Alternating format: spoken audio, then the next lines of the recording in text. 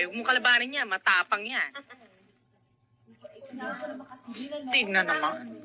Nagpapakaduling ka dyan. Ano namang klaseng trabaho ang mahihita mo dyan?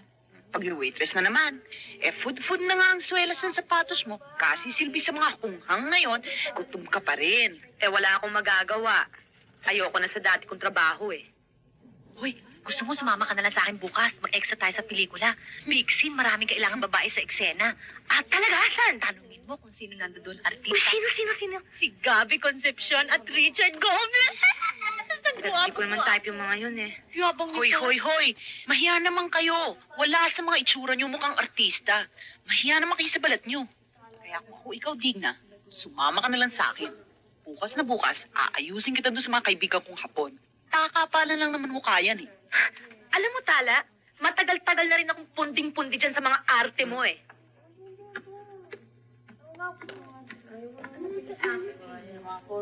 Sumigi ka na dyan sa racket mo at hindi ka namin pakikialaman.